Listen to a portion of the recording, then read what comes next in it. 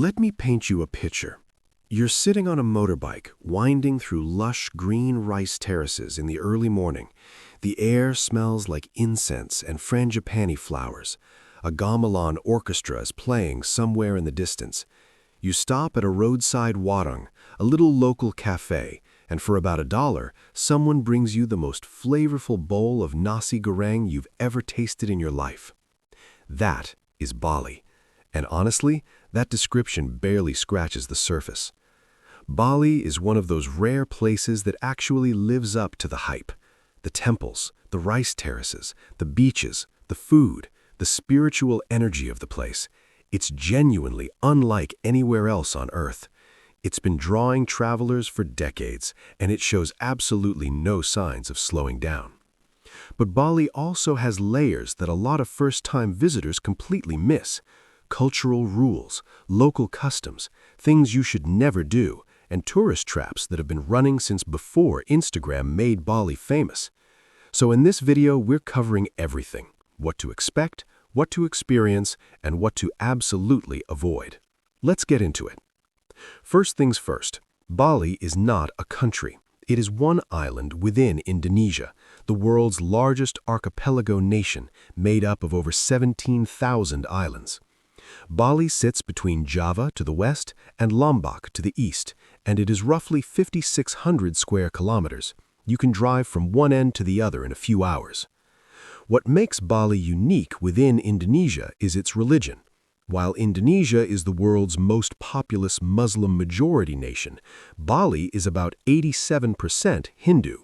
This Balinese Hinduism, a unique blend of Indian Hinduism, Buddhism, and ancient animist traditions, shapes absolutely everything about the island. The architecture, the ceremonies, the offerings you'll see everywhere, the music, the art, the food, the social structure. You cannot understand Bali without understanding that it is, at its core, a deeply spiritual island. The currency is the Indonesian rupiah, IDR. The exchange rate makes the numbers look enormous. $1 gets you roughly 15,000 to 16,000 rupiah. So yes, when someone tells you something costs 200,000 rupiah, that's about $13. You'll get used to the zeros quickly. The capital of Bali is Denpasar, but most tourists base themselves in areas like Seminyak, Kuta, Canggu, or Ubud, depending on what kind of trip they want. We'll talk about those areas shortly. The official language is Indonesian, Bahasa Indonesia, but Balinese is also widely spoken, and English is very well understood in tourist areas. Bali is one of the most tourist-friendly islands in all of Asia from a language perspective. What to expect as a first-timer? 1. Offerings are everywhere, and they are sacred. The first thing you'll notice in Bali, literally from the moment you step outside the airport, are the offerings. Small woven palm leaf trays called kanang sari, filled with flowers, rice, incense, and sometimes food, placed on the ground, on temple steps, on car dashboards, outside shop entrances, and basically everywhere you look. These are daily offerings made to the Hindu gods as an expression of gratitude and devotion. Balinese women make them by hand every single morning. There are an estimated 3 million of these offerings placed across Bali every single day. The rule here is simple: do not step on them, do not kick them, do not pick them up. If you see a small offering on the pavement, step around it. It is a sacred object, and treating it carelessly is deeply disrespectful to the Balinese people. This is one of those things that genuinely matters here. 2. The scooter culture, your primary transport. Bali runs on scooters. Locals, expats, long-term visitors, short-term tourists, everyone is on a scooter. And honestly, renting one is one of the freeing and fun ways to explore the island, particularly in areas like Ubud and Canggu, where the roads wind through rice fields and jungle. However, and this is important, if you are not an experienced motorbike rider, please think carefully before renting one in Bali. The roads can be narrow, potholed, and chaotic. Traffic rules are loosely interpreted, and Bali's hospitals see a significant number of tourist motorbike accidents every single year. If you do rent a scooter, wear a helmet, always. Get international travel insurance that covers motorbike riding before you leave home. Carry your international driving permit, and take it slow until you're comfortable with the roads. If you're not confident, use Grab, Gojek, or hire a local driver for the day. Many drivers offer full-day tours for 400,000 to 600,000 rupiah. That's roughly $25 to $40, and they're great value. 3. The food. Cheap, fresh, and genuinely delicious. Balinese food is incredible, and it is extraordinarily affordable. The local warungs, small family-run roadside restaurants, are where you want to eat. You will pay between 15,000 and 40,000 rupiah for a full meal. That's $1 to $3. You have to try nasi goreng, Indonesian fried rice, usually topped with a fried egg, served with crackers and sambal. Mie goreng, the noodle version, equally delicious. Babi guling, Balinese suckling pig that is ceremonially roasted over a fire and is one of the greatest things you will ever eat. Note that this is a pork dish, so it's not available everywhere given Indonesia's Muslim population, but in Bali it's a local specialty. Satay, grilled skewers of chicken, pork, or fish with peanut sauce. Gado-gado, a peanut sauce salad with vegetables and tofu. And for breakfast, bubur ayam, a warm rice porridge with chicken that will reset your entire soul after a long night. Also, fresh fruit. Bali's tropical fruit is extraordinary. Mangosteen, rambutan, dragon fruit, salak, also called snake fruit, and fresh young coconut are everywhere and cost almost nothing. 4. The areas. Pick the right one for you. Bali is not one experience, it's several, depending on where you base yourself. Kuta and Seminyak are the classic tourist beach areas. Busy, commercial, great nightlife, surf beaches, lots of restaurants and bars. Perfect if you want the full resort holiday experience. Canggu is the hipster digital nomad hub. Cool cafes, surf, yoga, brunches, a huge expat and remote work community. Ubud is the cultural heart of Bali. Rice terraces, temples, traditional dance, the art scene, jungle retreats, and the best base for exploring inland Bali. And Uluwatu in the south, dramatic clifftop temples, world-class surf breaks, and some of the most spectacular sunset views on the island. Most first-time visitors do a combination, a few days in Ubud for culture, a few days at the beach. That is honestly the perfect introduction to Bali. 5. The spiritual energy. Take it seriously. This might sound a bit out there if you're coming from a very secular background, but Bali has an energy to it that is hard to explain and impossible to ignore. The island is one of the most deeply religious places on Earth. Ceremonies happen constantly. Temple festivals, harvest rituals, tooth-filling ceremonies, cremations. You will likely stumble into a procession or ceremony at some point during your visit. When you do, stop. Step aside respectfully and watch if it's clearly not a private occasion. Do not push through a procession for a photo. Do not point a camera in someone's face during a sacred ritual without permission. Just be a respectful, curious, grateful guest. The Balinese are extraordinarily welcoming, but they notice and appreciate when visitors treat their culture with genuine respect. Things to avoid: rules, laws, and tourist traps. Right, here's the part that will genuinely save you from some very awkward, expensive, or embarrassing situations. Let's go through them one by one. 1. Never disrespect a temple or ceremony. Bali has over 20,000 temples, called pura, and they are active sacred spaces. The rules for visiting are clear and non-negotiable. You must wear a sarong and a sash, a waist sash, to enter any Balinese temple. Most temples have them available to borrow or buy at the entrance for a small fee. Shoulders should be covered. You must not enter a temple if you are menstruating. This is a deeply held Balinese Hindu belief and is taken seriously. Signs will usually indicate this at the temple entrance. Do not climb on temple structures for photos. Do not touch sacred statues or objects. Do not enter inner temple sanctuaries unless you are there to pray. And absolutely do not turn your back on the main shrine and pose for selfies like you're at a theme park. You are in a house of worship. Act accordingly. 2. Drug laws in Indonesia. This is deadly serious.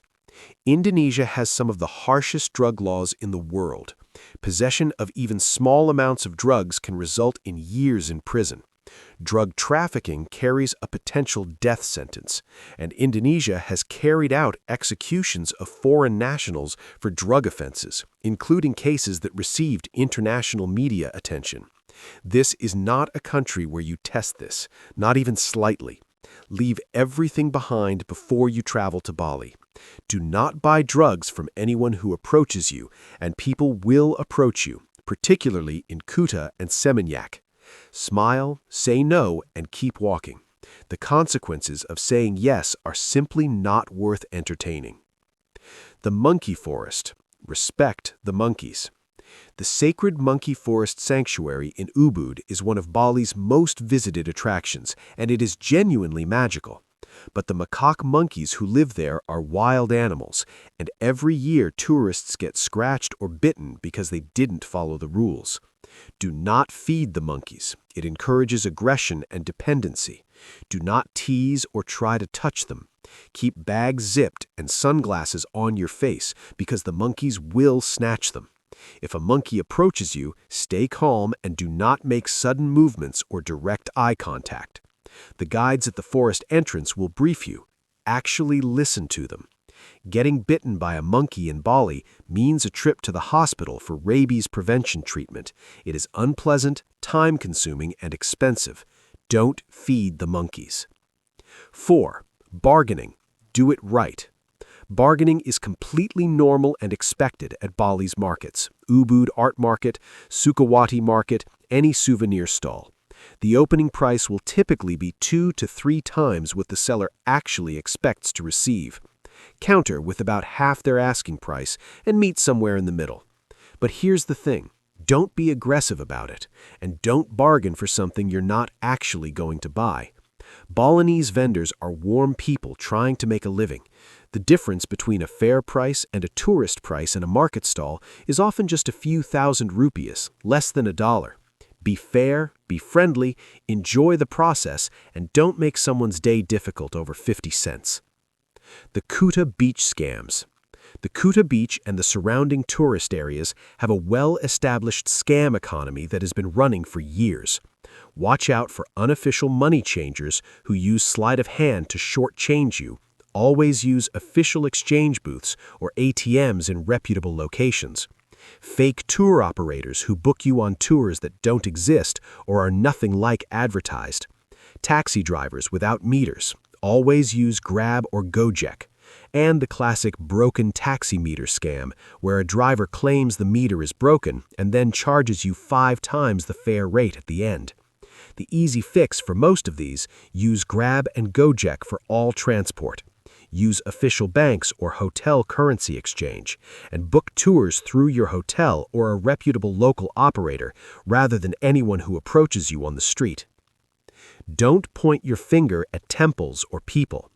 In Balinese Hindu culture, as in many Southeast Asian cultures, pointing with your index finger is considered rude and disrespectful. If you need to indicate a direction or point something out, use your whole hand with the thumb on top, or gesture with your chin. Small thing, big impression. Nyepi, the Day of Silence. This one is more of a heads up than a warning, but if you happen to visit Bali during Nyepi, the Balinese Hindu New Year and Day of Silence, you need to know what's coming. For a full 24 hours, typically in March, the entire island shuts down completely. No lights, no fires, no work, no travel, no noise. The airport closes. The roads are empty. Even tourists staying in hotels are asked to stay inside and keep lights low. It is one of the most extraordinary experiences in the world, an entire island going completely silent for a day.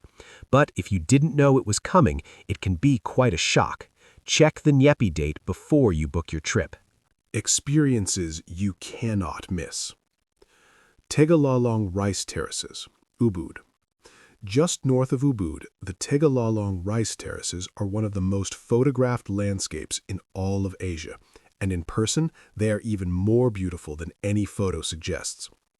Bright green terraces cascading down a river valley, carved into the hillside over centuries using the traditional Balinese Subak irrigation system, which is a UNESCO-recognized cultural heritage.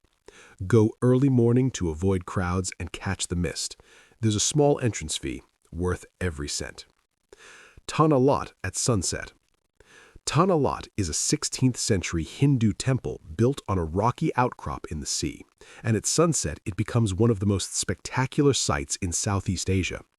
The temple, silhouetted against a blazing orange and pink sky, with waves crashing on the rocks below, is genuinely breathtaking. Get there about 90 minutes before sunset to find a good spot and soak in the atmosphere before the crowds peak. Sacred Monkey Forest, Ubud. We talked about the rules earlier, but don't let the warnings put you off visiting. The monkey forest is genuinely magical. Ancient banyan trees draped in moss, stone temple carvings disappearing into the jungle, and hundreds of cheeky macaques going about their day. Just follow the rules, keep your valuables secured, and enjoy one of Bali's most unique attractions. Mount Batur Sunrise Hike. For the adventurous, the hike up Mount Batur, an active volcano in the north of Bali, is one of the most memorable experiences the island offers. You start at around 2 a.m., hike for 2 hours in the dark, and reach the summit just as the sun rises over the volcanic crater lake below you. The view is absolutely extraordinary. Book through a local guide, it's required, and they know the mountain well. Bring warm layers, it is genuinely cold at the summit before sunrise. A traditional Balinese Kecak fire dance. The Kecak dance, performed at sunset at Uluwatu Temple on the clifftop, is one of the most theatrical and atmospheric cultural performances you'll see anywhere in the world. Dozens of bare-chested men sitting in concentric circles, chanting chak chak chak in rhythmic waves, while performers act out scenes from the Hindu epic Ramayana, with the Indian Ocean and a blazing sunset as the backdrop. It costs about 150,000 rupiahs, roughly $10. It is worth 10 times that. And finally, find a babi guling warung and eat the suckling pig. The most famous is Ibu Oka in Ubud, a tiny, bustling local spot that serves ceremonially roasted pork with rice, lawar vegetables, crispy crackling, and spiced broth. It is extraordinary. Go for lunch, arrive early because they sell out, and order the full portion. You will not regret it. Bali is one of those places that gets into your soul a little bit. You arrive as a tourist and you leave feeling like you've been let in on something special. A culture, a spirituality, a pace of life that the rest of the world has largely forgotten how to do. Go with an open heart. Respect the culture deeply because it deserves it. Eat everything. Watch at least one sunset over the rice terraces, and try very hard not to book a one-way ticket and never come home. If this video helped you, smash that like button, subscribe for more Asia travel guides, and drop a comment below. Have you been to Bali? Is it on your list? What do you want to know that I didn't cover? I'll see you in the next one. Suksma, thank you in Balinese, and safe travels.